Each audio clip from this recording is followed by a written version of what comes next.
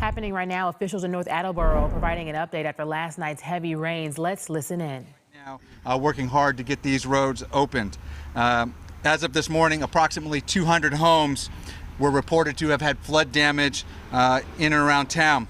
The North Attleboro Police and Fire Departments have responded to over 150 calls for service last night alone, coupled with the number of calls for service we had on Saturday as well. And the majority of these are related to flooding and water issues.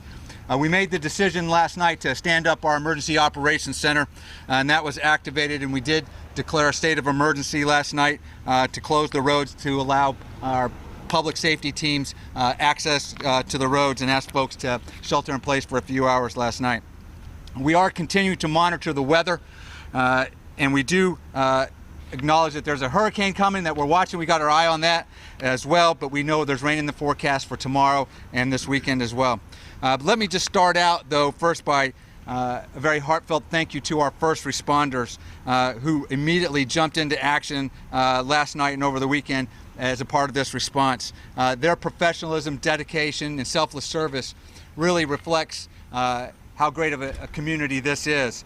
I'd also like to thank the MEMA, Massachusetts Emergency Management Agency, American Red Cross, Liberty Utilities, and the Mansfield MEMA CERT program, who all came to our assistance last night.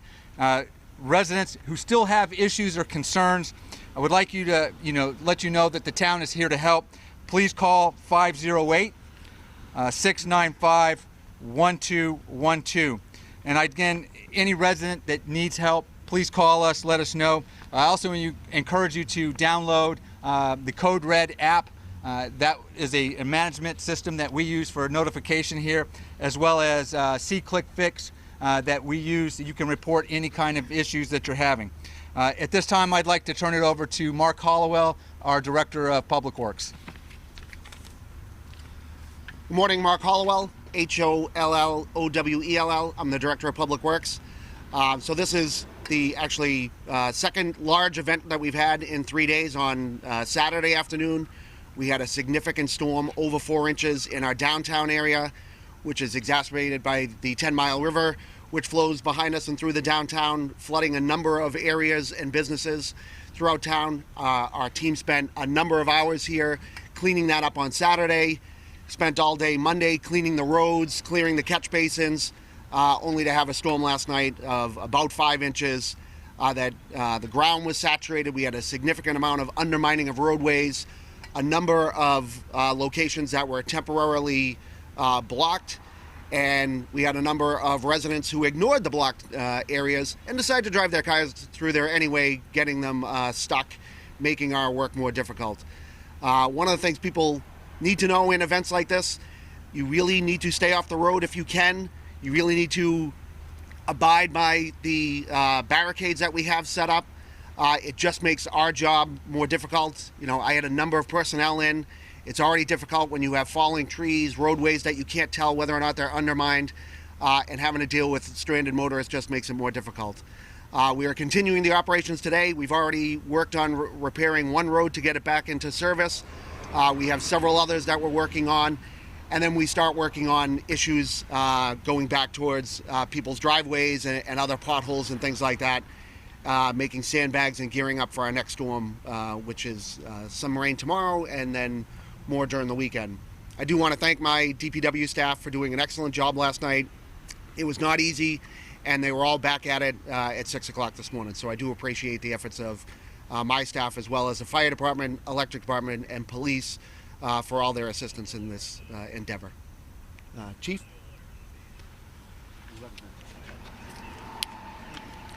Good morning, everybody.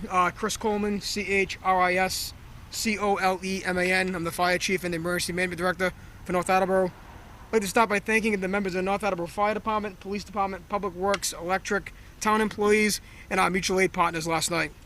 This is one of the most severe storms I've seen in my career as a firefighter for the last 26 years in the town, of how quickly the rain came down and how quickly the water rose overnight. Our crews made over a dozen rescues last night from vehicles and houses in the south end of town. We received mutual aid from over 20 communities last night, from as far away as Wareham and Onset to Smithfield, Rhode Island, We activated the Bristol County Technical Rescue Team with their swift water assets to assist with evacuations. We also activated a structural task force within the fire mobilization plan throughout the state, bringing those fire apparatus in. In total, we had about 120 firefighters in town last night, handling 150 calls of service. We had all the calls cleared for the most part by midnight last night, and today we're still receiving calls for flooded basements and people in need.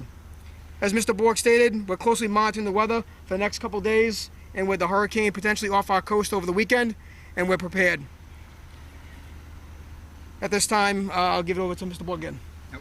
Pete Schiffman. All right. Good morning, everybody. Peter Schiffman, North Attleboro Electric Department, SCHIFFMAN.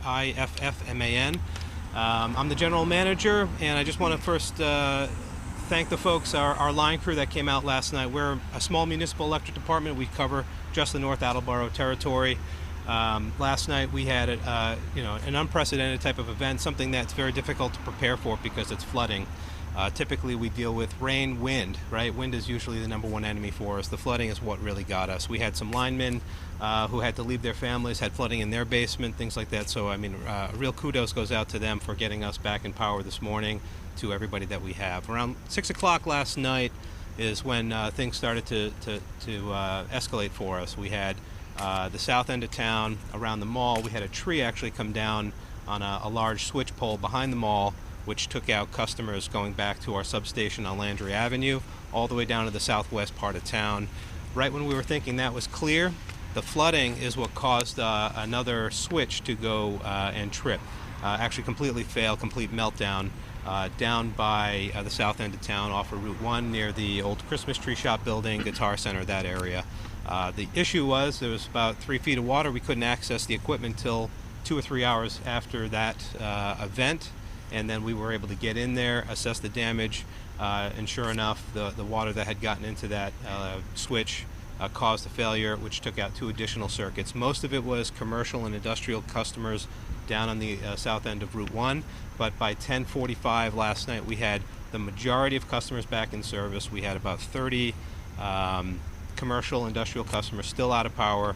We still have some issues or scattered incidents where we have customers whose basements are flooded, unsafe conditions, and we have pulled power from that to try to create a safer environment for them. As of this morning, all of Route 1 is back in service, and our switch was replaced. 6 of our line crew, a number of our substation folks and meter department were out all night checking in with police, fire. I was part of the EOC for a little while last night until we broke down and reassembled this morning. So great job to the town, great job to the fire, DPW, everybody's on top of it here. It's actually a joy to be part of the team here, so thank you. All right, at this time, we'll take your questions. Chief, can you just explain to us some of the rescues that took place last night? Were they all vehicles? Were there people trapped in their homes? What was it? So we had a variety of vehicles, people trapped in them in the southwest part of town, specifically in the Payne Road area. Additionally, we had a section of Payne Road in the area 392. We had about a dozen homes that were completely underwater. We sent a task force down there led by the Foxborough Fire Chief, and they made contact with all of the residents in that area. We did evacuate one resident that went to a family residence for shelter, and the other is sheltered in place as the water was quickly receding. Now, East Street floods all the time. Residents in that complex over there, their cars are still trapped. What's your advice to people as they navigate the upcoming storm? So we work closely with 21 East Street regarding this. There is a parking plan and emergency plan in place. I would encourage the residents to speak with the management company over there and follow the emergency plan that they have and monitor the weather closely over the next couple of days. East Street too? I saw a couple people zipping up and down when it's still flooded. What's your message to them? Yeah, East Street, obviously, that goes for any street, right? Turn around, don't drown is the key phrase. If you see flooded waters, do not drive through it. The car is not going to make it, and then it's just going to require you to be rescued by the fire department. Chief, any injuries, people sent to the hospital, anything like that last night? So no civilian injuries. We did have a firefighter injured. He's stable, and that's why I have right now for information. Chief, there were posts on social media last night that an elderly woman, basement was flooding, what should I do? People said call the fire department, they'll pump out the basement. Is that something you do? No, right now we don't pump out basements. In consultation with DEP many years ago, there was concerns about items in the basements, so we refer them to a restoration company. We will come out, investigate, check the utilities to make sure that they are okay, and if we have to isolate them to reduce any fire threat, we'll do that. Can I ask somebody from the town a question? You know, we see flooding over here all the time. When it comes to the planning board, what type of preparation went into that, and why was the project allowed to move forward in a no flood zone?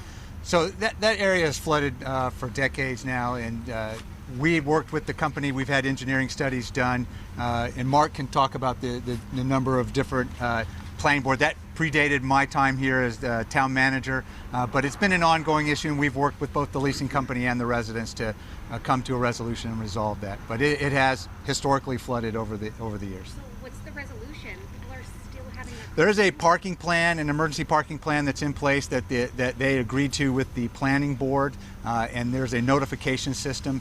We've met with the management company in the past and talked through what their responsibilities were, right? If residents have an issue, feel free to reach out to us, right? And also reach out to the management company about that parking situation. Last question. What areas are you most concerned about with the upcoming rain that's still going to be here for the next week? I'll let Mark answer that because I know it's probably roadways is what I'd say. But emergency preparedness and making sure people are safe. Yeah, one of the things you got to understand is, especially after storm like this, the roads start to get saturated.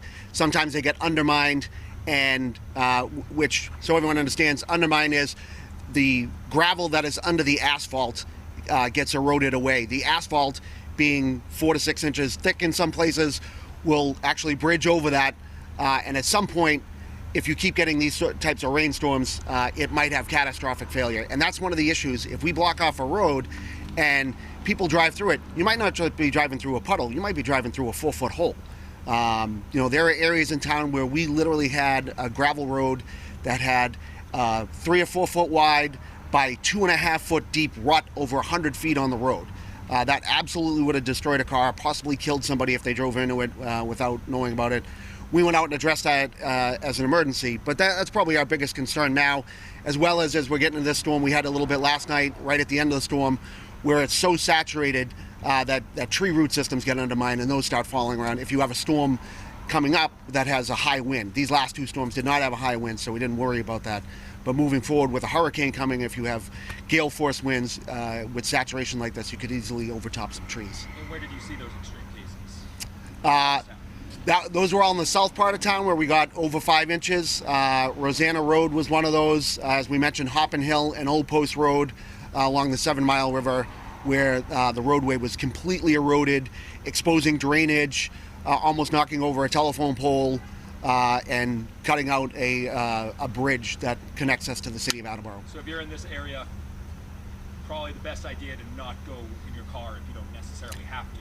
Nope. You guys. Yeah, if you're having a severe storm and you can't assure yourself that the road in front of you is safe, turn around and go back and wait for it to end. Our roads actually, drainage systems are built for a 25-year storm. So they're built for 2-3 inches over the course of a day. Our drainage system will take that very well. You get 3 or 4 inches within an hour. Most drainage systems can't handle that, but they do catch up. So most of our town, within an hour or two after it stopped raining, was caught back up. We do have some areas that are low-lying or have other issues that back up, but it's in the residents' best interest to stay home, watch it rain. Same thing when it snows, stay home, wait for it to finish, and then go out and start to assess any damage. All right, Any thank you, talk everybody. on the town side about redredging the river over there? Every day. So, any movement on that?